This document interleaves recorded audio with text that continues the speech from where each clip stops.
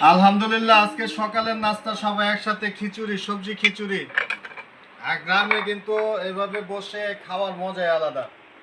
আমরা সবাই আছি, যে মোহন আছে সাথে, এরকম মানুষে বেড়ে দিবে, এটা আমাদের অনেক পাওয়া।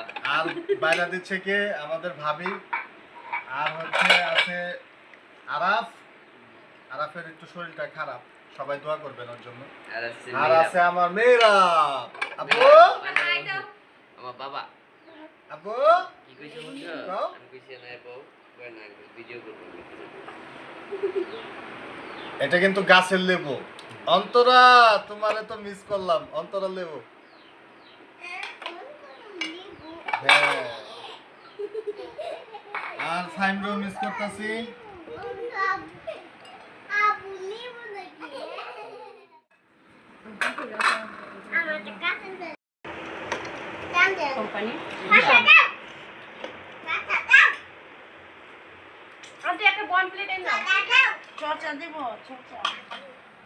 খেয়ে দেখি কেমন হয়েছে। রান্না কে করছে? বিসমিল্লাহির রহমানির রহিম। ভাবি রান্না করছে। ভাবির হাতের রান্না কিন্তু সেই মজা লাগে। আপনারা কিশোরগঞ্জ আসলে অবশ্যই খেয়ে যাবেন।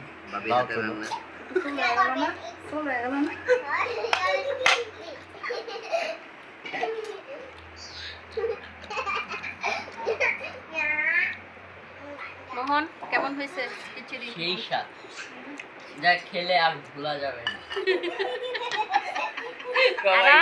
কেমন হয়েছে খাবার?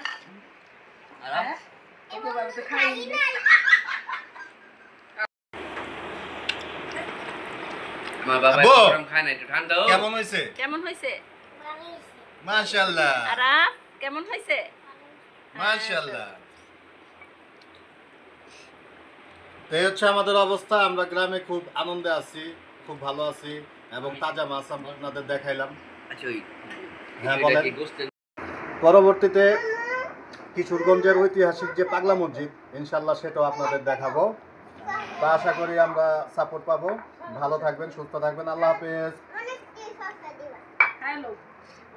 খিচুড়ি খাই পাগলা মসজিদে।